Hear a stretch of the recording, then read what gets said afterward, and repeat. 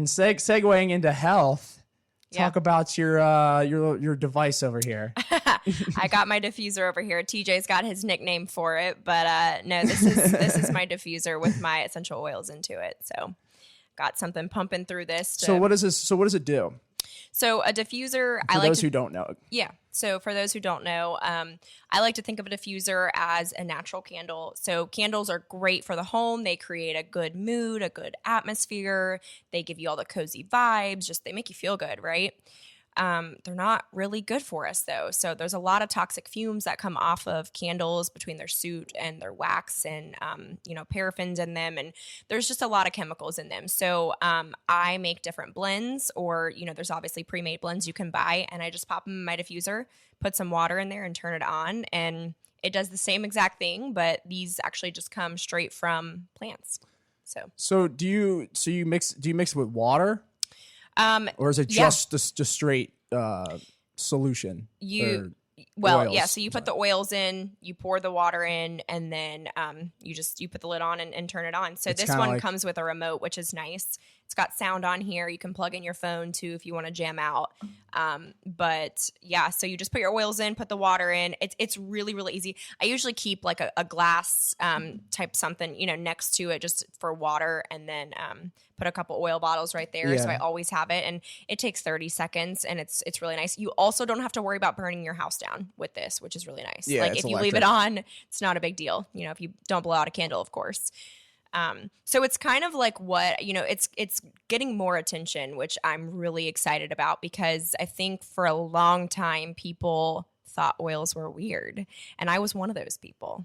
So I think it's getting a little bit more attention, which makes me happy because really everybody wants to be healthy and to make the best decisions, right? For their themselves, their families, and this is a really good, easy swap. So when did you get involved with Young Living and essential oils? Like kind of give the backstory for those wondering. Yeah. So I was just talking to Trent about this. My oldest brother, Trent, in 2014, I think near the end of 2014, he had cancer, which TJ, we don't have any cancer in our family. This was totally new to us, as you can remember. Yeah, it was very foreign. And it was very scary for me. I was in nursing school. I was stressed. I was in college, so, I was just really scared when all this happened. So really after that happened, I started thinking like, okay, there's got to be something like that caused this. Like we don't know about cancer really, So I just started looking into my products, and there's a really great website. If you guys are interested looking at ingredients, it's called ewg.org. And they just break down, all the chemicals that are in our ingredients and things that companies won't tell us, which is really informative. So I just started doing my research, and I stumbled upon Young Living with one of my patients. I was working at the hospital at the time, and she had a bottle of frankincense sitting at her bedside table. So of course I'm like, isn't that what Jesus used? She's like, yeah. This is the best stuff ever. I'm like, oh my gosh, like I don't really know what it is, but I'm intrigued. So I tried them out and kind of got into it a little bit. And of course they have natural products and excuse me, it's a lifestyle kind of thing, it's trying to switch out products for healthier options. So that was about 2015 or 2016 when I started. So and so she kind of brought you on to Young Living. Your friend did. Yeah. Well, she's a friend now, but she was a patient at the time. Okay. So yeah, she had told me she was using lavender for one of her kids who had ADHD, and her husband had really bad COPD, and she was using eucalyptus and lemon and different oil blends for that. So that really caught my attention, being in nursing school and wanting to know the health of things and the science behind things. And so I was like, how does all this work? So she kind of broke it down for me. And I was so intrigued after that. I wanted a natural way, after going through everything we did with Trent. And then it kind of spiraled from there. You mean using the products? Yeah. So you found a lot of success. So what is it? So a lot of the times it makes your mood, it improves your improves your mood. Improves your mood. It's good for relaxation. I mean, I'm sitting here and me just breathing this in, it truly makes a difference on the way you feel. So I'm very relaxed right now, very calm. Oils are good for creativity. And if you have pain or inflammation, it's a natural way of helping with that. They're good for focus. And, you know, I kind of have a squirrel like ADD brain. So for me, it helps me kind of focus. And I like to use this when I'm working. So there's a lot of different ways to use it. But I always tell people if you love candles, or if you love scents in your home, like plug-ins or air fresheners, like it's a good clean swap. So how long does you have to leave this thing running before you can get like results from it? Like how often, like is there like a physical way to tell whether it's like kicking in, you know, in a way? Yeah. You know what I'm saying? Yeah, I'm feeling it. No. So it actually only takes 22 seconds for essential oil molecules to reach the brain and the liver when you're diffusing them. So they're so molecularly small that they're able to get into your system. Yeah, they're probably going right into the blood and the lungs and all that. Yep. So when you diffuse them, it's almost immediate. And then topical application, of course, it has to go through all different, you know, systems and get through your blood. And so that takes a little bit longer. But 20 minutes tops for skin topical application. So, really? So what is the fastest way to ingest oils? To get the benefits? To get an effect. Either diffusing them, or you can even take them internally too. If you're using high quality ones. You eat it? You can I put frankincense under my tongue. So, and actually while I'm thinking about this, so you and I in Disney were talking about how we were admiring Egyptians and how cool they were. Well, Egyptians used essential oils heavily. And it was the kings and the queens who used them because this was a lavish lifestyle. Like this was like luxury at its finest. Of course. So the servants would bring oils to the kings and queens. And I just thought that was cool because you and I were just talking in Disney I feel like that's a thing that went around along a lot in the Middle East as well, obviously with like Jesus and all, and the Bible with the gold, like you said, like isn't this what Jesus got, like the frankincense and myrrh? So like they kind of were delicacies in history, and they've kind of been they were kind of lost over time, but now they're kind of getting a revival. Just kind of like as we were saying with, you know, poaching and all that, it's kind of the same thing. It's coming back, you know, kind of comes in and out with waves. It comes in and out in waves. And like I said, I mean, I was one of those people too that I was hesitant because, you know, essential oils, it sounds like you're going full on hippie. And I didn't want that reputation. I'm like, I feel like that's not who I am. But like I said, it was more or less trying to find something natural to make me feel like I was putting my health, you know, in my own hands and being preventative and not waiting for something to happen after seeing that with Trent. So it was really helpful. So I have a question. So what makes Young Living better than any of the other, you know, oils, or like just like extracting it yourself even? Like that would be really hard to extract it yourself. Okay, yeah, I don't know the specifics. I'm just asking if that's even a thing. Yeah, so Young Living's been around for, I think it's 27 years now. And we are like the OG company for essential oils. So we are literally the world leader in essential oils. And of course, you know, there's other companies out there who also make essential oils. The problem with essential oils is they're not regulated. So same thing like how, you know, supplements and vitamins that you could go get at GNC, like there's not really tight regulations on them, right? Like Why not? Super loose. The FDA just doesn't regulate them. So it's not something that they have control over. So then who controls to market? I mean, so is it just its own thing, or it's its own entity almost? Like, I mean, they don't have a say over what these people put on their labels. So I mean, there could be a label. Yeah. You could go to Whole Foods, which I love to get food from there, but I wouldn't get my oils from there. So you could turn over a label and it'll just say to you 100% therapeutic grade essential oil. Right, because I was gonna say that's kind of what I was getting at, was because you see in the stores on the shelves. Over. You know, made with essential oils, you know. So what is the difference between getting it at Young Living and going and getting it at the grocery store, I guess is my question. Right. So, yeah, I mean, and this is why Young Living is super important to me, because they're different. They do things very, very different there. So Young Living is super transparent. They let you come to any farm you want to and see the entire process from seed to seal, like seal of the bottle. So you can go there and actually see how they, when they plant each of their plants, and then they take you to the. I've planted lavender, and I've also seen the entire process of it coming through the steam distillery and going right into the bottle and being packaged. Wow.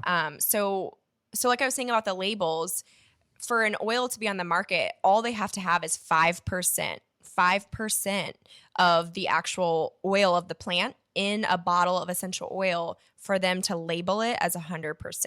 Wow. So meaning they can actually add in chemical solvents and synthetic fragrances and just other things that are toxic to our body, which inevitably defeats the purpose of using essential oils in the first place. So I always tell people, I'm like, if you don't want to spend the money and get high quality essential oils, then it might not be for you. So a lot of these, you're saying all these other companies put a lot of, preservatives and pesticides, even maybe, I don't know, or whatever. Yeah, they use pesticides on their plants. And that's another huge thing. Young Living owns their own farms, which separates them from all the rest. Yeah. So when you don't own your own farms, you don't technically have control over you're what regulated goes by on. the FDA and the government and all of that. So, so I've been with this company for, it's been five years now, and I trust them to my core. Like, I've done all the research, I've seen the farms, I've been there, I've planted my own lavender. I mean, it's really easy to confuse consumers on labels, and that's what marketing is, right? Like, showing people what they want to see and telling what they want to hear. But yeah, so definitely if you're open to using essential oils or even learning about them, do some research, and see what's out there. But I did my research on Young Living, and they are definitely the top of their field. So yeah. So when did you go to these farms? Well, before COVID, so a couple years ago, I went to Young Living's convention. So it would have been 2 years ago, because they had a virtual one last year, and then this year they're doing a virtual one again. So 2 years ago, I went there, and it's a week long, and you go there and you get to see all the different products they have, and then also see the process, like I said, from seed to seal, which is really nice. So yeah, that was 2 years ago. So they had like a big, was it like a bunch of like ambassadors there essentially? So what would you call your title exactly within the company? Brand ambassador. Or okay. Yeah. I mean, technically, we're distributors, but So I built a business you sell off of this. So you sell the oils. I do. Yeah. Yeah. So I was using them so much. I was 2.5 years in, and it just felt like something that, I mean, how my personality is. I've always felt like I wanted to do sales and be an entrepreneur. And I don't think I said this on here yet, but I'm also a registered nurse, and I love being a nurse, but I also felt like a part of me wanted something more too. I wanted to do something else. And I don't know, I think this is it for me. It feels right, and it's a really good job to have. Yeah. It's a side hustle. A side hustle, yeah. Yeah. That's why I always praise that, or I always take pride in the fact that the podcasting for me is similar in the sense that it's a side hustle. Like, it's just something I do for fun. Yes. And if I gain success from it, then that's more of a reason to continue doing it. Absolutely. But, I know it's a ladder everybody's got to climb if you're, in this business. Yes. In a sense, as soon as you step foot in the, marketing, media business, you got to get into it. And that's kind of the thing. Like, you realize that you think it's just going to be a side hustle, but sometimes it can impede on your life, and you have to be able to juggle that when that happens. Like, there's a lot of times where I just don't want to edit, but I got to edit. I got to get it done. Like, I got to get it out there. And I feel so much better when it's out there. It's always just the worst part is the actual making it. Right. But once the product's out there, once it's finished, you feel great.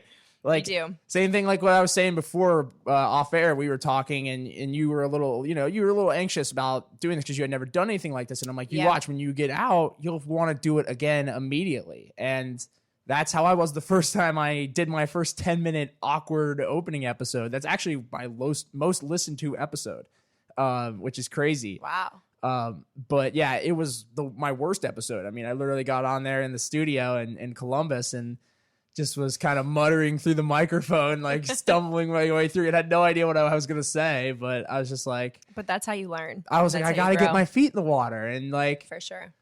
Yeah, so you want to... What do you want to do? Where's the next level for this? Because obviously, like, I'm not that familiar with Young Living. So like, how do you grow in Young Living? And like, what steps and precautions are you going to take to do that? I guess is my question. Yeah. So, and I mean, as you know, or maybe you don't know, but I was full-time as a nurse, and I actually cut back my hours to part-time because this has become something, it's growing for me. So I'm starting to put more time, more effort, more energy into this because it's honestly fulfilling a lot of me. So yeah, it's something you believe in. It's something I believe in. It's something I'm passionate about. I love the products. And then I also get to work with my friends. So I think that's what's huge for me with Young Living. Excuse me, I want to take a drink really quick. Go ahead. I think that's what's huge for me though with Young Living is that I get to do this business with a lot of other women that I love. Yeah. I don't know that I can say that about a lot of other jobs, and I don't even want to call it a job because it's not, like you said, like it's something that you enjoy. It's something fun, hustle, like a side hustle. Well, but now it's like my full side hustle. Yeah, now it's becoming just a hustle. Yeah. But I love the hustle. Like I'm all about grit and really getting down and dirty and doing the work. So, but I've built more relationships through this business than any other job that I've had, you know? So it's about relationships for me, and it's about building a community, which is great. So to answer your question, the next level would be, there's ranks in this company, just like any other company that's built this way. So obviously to rank up would be the next. And how do you rank up? By selling more oils? Selling more oils, but Young Living is so much more than just oils. Like I said, it was when I first got started into this, yes, I wanted to use the oils, but for me, it was finding products that I could trust, that were natural products, even just like swapping out my deodorant. Like that was important to me, to not be slabbing aluminum on my armpits, Yeah. Because we do that for 20, 30 years, and then people end up with cancer and they're like, wait, how did I get cancer? It's like, well, our lotions, our soaps, our body wash, our hair, shampoo. Yeah, they're all made in a factory. Everything is mass produced and has chemicals. And so, like I was saying earlier, when Trent had cancer, it opened my eyes. It opened my eyes to chemicals in our products. And so for me, like that was huge. So yes, it's selling oils, but it's also selling other products too. And it's selling a brand. It's selling a brand that people can trust, a brand that has integrity, that's honest about their ingredients. Because we need that. We're just sitting here earlier talking about authenticity. We need that. Like people crave that right now more than anything. And so I feel good when I'm, telling somebody, sharing about a product that I'm using, that it's authentic, it's real, it's natural, it's not going to cause side effects because of something in there. It's not something our body's not going to recognize. So yes, so selling oils and these products, but we like at Young Living, we don't call it selling, we call it sharing. Sharing. So sharing with friends and just really just telling people about, the effects that some of these chemicals can have. But I don't like to talk about that too much because I don't want to, it's not supposed to be a depressing thing. It's just supposed to be eye-opening. What? To talk about chemicals and what they can do on our body. Yeah. Causing cancer and causing thyroid issues and hormonal issues for females. I mean, that's a huge thing right now. Women not being able to get pregnant. And so that's another thing that like I talk about with chemicals and swapping out. So yeah. Yeah. What was I going to ask you? I had a question. I'm going on and on and on. No, I had a question and I lost it.